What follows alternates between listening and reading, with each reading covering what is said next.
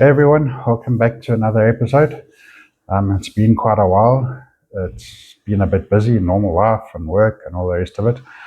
We are still coming out with the next video out at the water, so keep an eye out for that. Should be quite an exciting one. Going to try a few things and see what happens. In this one, I thought we would talk about dips and flavors and all the rest of it. If you look on social media, anywhere on social media, there is a lot of questions about dips and flavors. You get what's your top 5 dips, what's your top 10 dips, which flavors work at which dam. It's a constant thing. You look on WhatsApp groups, Facebook, anywhere, it's everywhere. So I thought I'd give you guys a little bit of an explanation, the way I do things, my personal point of views, just what's sort of worked with me over the years and a bit of experience. So I thought I'd share that with you guys and hopefully I can help some of you out. So my absolute first tip, now some guys might agree with it, some of you might not. My personal opinion is pick a brand. And there's 2 reasons I say this. Is number 1 is familiarity. You stick to one brand and you get accustomed to their dips, their flavors, combinations. Whereas if you have multiple brands, it's also extremely difficult to do that because tip number 2, you've got, say, 8 main brands in the market and each one has a pineapple flavoring. Each pineapple flavoring has a variant of a pineapple, which maybe is mixed with another flavor. You could literally fill a box up with just pineapple flavoring if you've got 8 different brands, 8 different combinations in one bottle, that sort of thing. So my personal, especially for the beginners, my personal opinion is pick a brand. Doesn't matter what brand you want. For me, I use Signature Series. It just happens to be what I started with. It happens to be what I know the most, the best. And I think that helps when you're at the water. You've got familiarity of the flavors, the dips. You more or less know what works with what over time. So my personal opinion, not everybody will do this, but I think it's a good idea to pick a brand. Stick with the brand. You can chop and change as you get a bit more experience, that sort of thing. But I think being familiar with your flavors and dips is extremely important. And it's just the way I prefer to do things. Now, with my second tip, basics. You get a lot of people out there, top 5 dips, top 10 dips, what do you suggest, that sort of thing. If you're really just starting out somewhere, back to basics. Your general flavors, garlic, pineapple, banana. Drac is a good one. I enjoy using Drac. It's something that, to me, is a basic dip. Also your blue gum, basic dip. Mulberry, basic dip, that sort of thing. So if you're starting out somewhere, especially if you are fishing a venue for the first time, I would suggest that you start with the basics. So if I had to choose, like I said already, your banana, your pineapple, your garlic, mulberry is also a very basic one. So that's where I would start with. So my next one, your combinations. In general, what I found to work, especially if you're fishing a water that you haven't done before, it's new or relatively new to you, again, it's back to the basics. I generally mix a strong dip and a sweet or fruity dip. So let's say you go back to your basics, first place you're fishing, so I'll take out the turbo garlic and the raptor. That'll be my combination. It'll be a strong flavor and a sweet flavor. One of my absolute favorites, if I can find it here, it's King Kong banana. Very sweet. Absolutely love it. It's a killer dip. So King Kong banana, I would mix with something like Julius, quite nice and strong. It's something that generally it works for me. If I'm going somewhere, then it might be a caramel with an aniseed. That's usually how I mix my combinations. There's one strong flavor and then one sweet or fruity flavor on the other side. So that's my starting point anywhere I go. From there, generally you can work out, say maybe a caramel works with a strong flavor, maybe a fruity flavor works with your strong flavor, and you start to work out the fish are biting more on the fruity stuff or more on the strong spicy stuff. So then slowly you start developing a sort of picture of the venue that you're at. So again, it's back to basics. One strong dip, one sweet or fruity dip on the other side. And that's where I start. So again, with these like top 5, top 10 dips that everybody asks for, I find it extremely difficult. Like I've said before, no matter which brand you've got, if pineapple is your basic flavor, there's normally more than one pineapple. So you'll get the thicker pineapples, and then you get thin pineapples, you get the sprays, the ones that are a bit more molasses. If you think about it, you're trying top 5, say top 10 dips, you might have 3 or 4 dips that are all based on pineapple. Now, those 3 or 4 dips all have different uses to me. You've got the thicker ones, which stay on the bottom a bit longer. You've got the thinner ones, which come off quicker. So different levels of fluorescein. If you're catching a lot of yellowfish, you don't want a lot of fluorescein, so you go something with less fluorescein. So for me, top 5 to 10 dips is an extremely difficult question to answer. I would, like I say, rather I'm just sticking with one brand. I've got all the dips, not all of them, but most of them. So in, say, winter, I'm going to use the spray dips because the water's colder. Dips tend to stay on a little bit longer. So I use the spray dips, the thin ones, spray them on, let it soak in a bit, dry, before I throw it into the water. And that generally helps me quite a lot. Then you got winter, summer, when the water's warmer, I go to the thicker dips. Thicker dips generally stay on a bit longer, but in the warmer water, they'll stay on longer than your thin spray dips.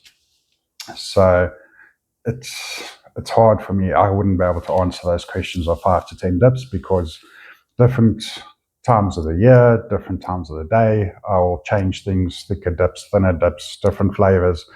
For me, there's 3 sessions in a day. I've got my morning session, my sort of midday session, and my afternoon session.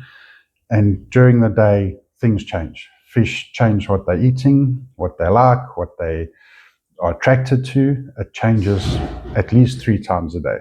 So morning, I might start with something basic like a garlic and let's say a chop chop or a raptor. Then afternoons, normally at about 10 to 11 o'clock, things will slow down on that. Then I'll change. Then I'll switch from a garlic to, let's say, an aniseed.